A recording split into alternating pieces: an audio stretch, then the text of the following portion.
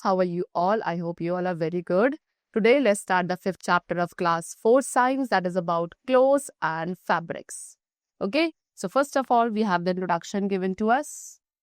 As you all know, early men lived in caves and used to wear leaves, bark of trees and skin of animals. So students, जैसे कि हम सभी को पता है कि early men जो होते थे वो caves में रहते थे and वहाँ पे वो leaves को, trees की bark को या animals की skin को wear करते थे. ठीक है? Then slowly उन्होंने क्या करा? Clothes को weave and stitch करने की art को सीखा and then they started the wearing clothes. उसके बाद उन्होंने कपड़े पहनना शुरू किया. Now student, clothes क्या करते हैं? Clothes हमें heat, cold and rain से protect करते हैं. Also, clothes protect from the dust and insects too. ठीक है? Now different kinds of clothes we wear. Students, do you wear the same kind of clothes? क्या आप एक ही तरीके के कपड़े throughout the year पहनते हैं? No. After a little observation, आपने notice किया होगा कि this is not the case. We prefer to wear light colored cotton clothes in the summer. है ना? समर सीजन में because it is very hot and खुद की बॉडी को कूल रखने के लिए हम लाइट कलर के कॉटन क्लोथ्स पहनते हैं.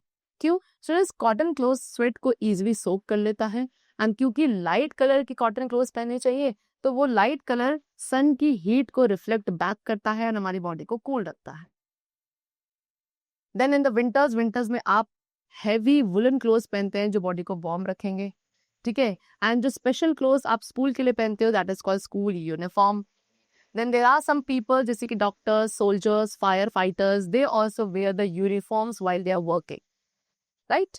Now fibres and fabrics. Students, clothes आपके वेरियस क्लोथ मटेरियल से या फैब्रिक से बने होते हैं.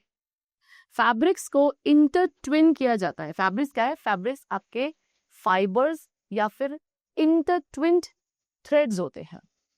बेसिकली इनको कैसे बनाया जाता है? फाइबर्स को निट करके या वीव करके फैब्रिक बनाया जाता है. ठीक है? फाइबर्स को. एंड फाइबर्स क्या है? फाइबर्स आपकी लॉन्ग, नैरो, थिन थ्रेड्स है जो कि प्लांट, एनिमल या किसी भी आर्टिफिशियल सोर्स के थ्रू आपको मिलता है. वो फाइबर्स जो आपको प्लांट्स एंड एनिमल्स से मिलते हैं they are called natural fibres. For example cotton, wool, linen, jute, silk et cetera. All of these are some natural fibres because we get them either from the plant or from the animal. Cotton आपको cotton plant से मिलता है. Linen आपको flax से मिलता है. Silk we get from the silkworm. Wool is obtained from the sheep, goat and camels. ठीक है?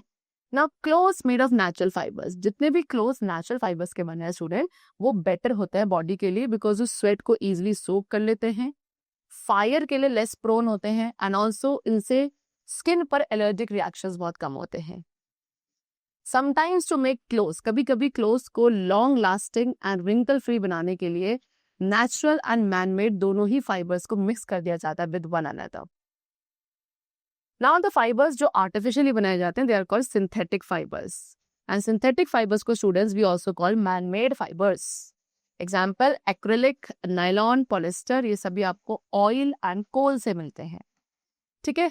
But we should always prefer natural materials. लेकिन हमें क्या ज्यादातर नेचुरल मटेरियल्स को ही प्रेफर करना चाहिए बाय चूजिंग रेडीमेड क्लोथ्स और गेटिंग क्लोथ्स स्टिच्ड.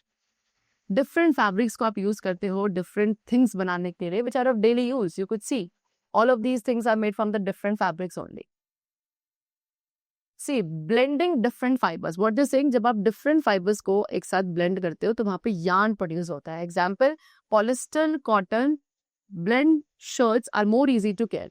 जो पॉलिस्टर कॉटन ब्लेंड शर्ट्स होती हैं वो ज्यादा इजी होती है केयर करने के लिए एंड क्रीज रेजिस्टेंट होती हैं एज कम्पेयर द शर्ट्स जो आपकी 100% कॉटन से बनी है.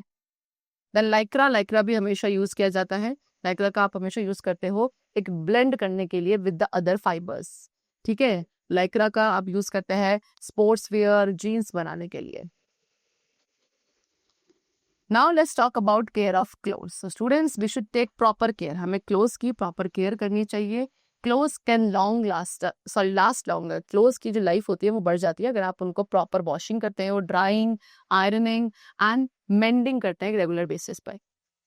Clothes should be washed. Clothes को एक अच्छे detergent के साथ wash किया जाना चाहिए and shade में dry किया जाना चाहिए.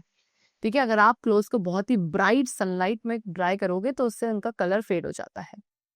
Cloth should not be wrinkled very tightly, उनको बहुत टाइटली रिंकल नहीं करना है बिकॉज उससे क्लोथ इजिली डैमेज हो जाते हैं।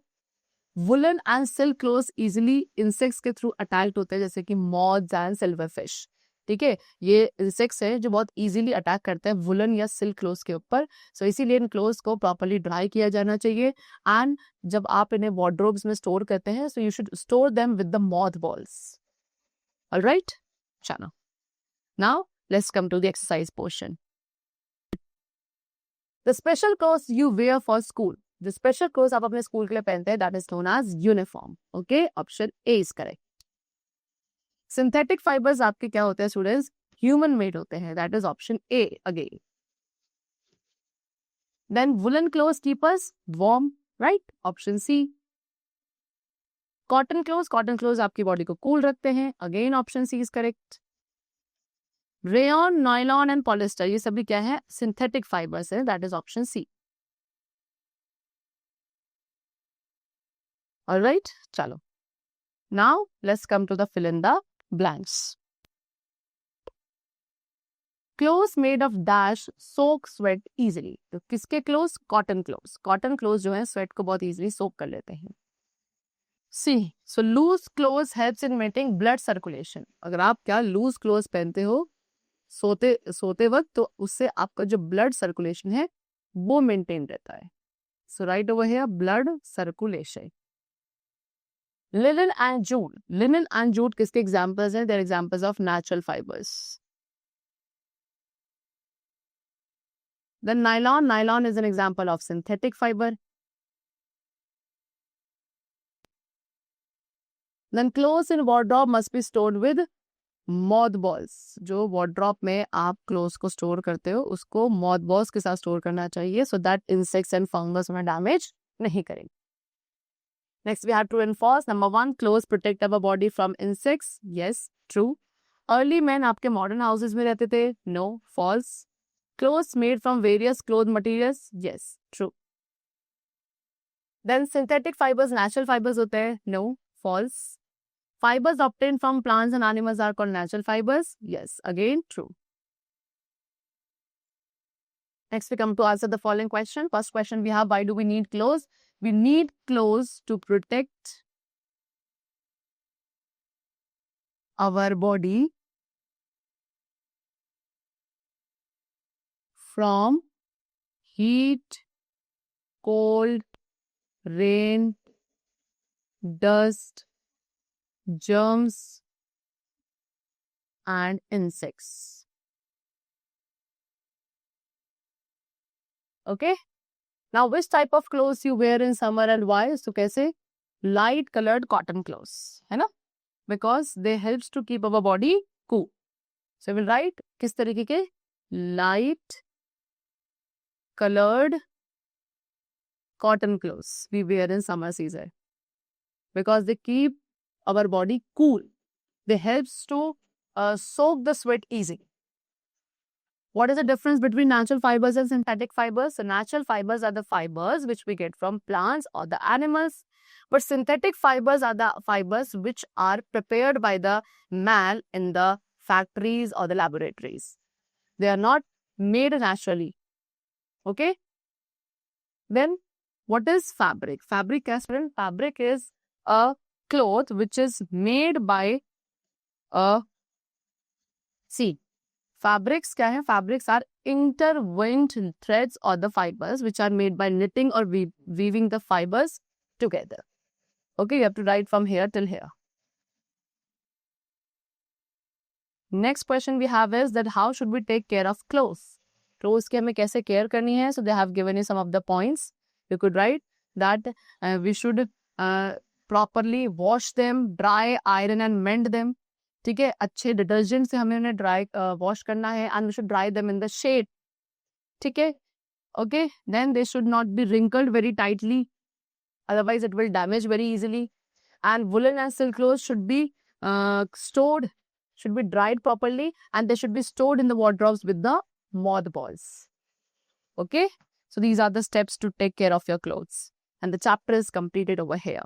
I hope that you must have understood the chapter carefully. Now let's meet in the next session very soon with a new topic of science. Then keep learning well, keep going well, and thanks to everyone.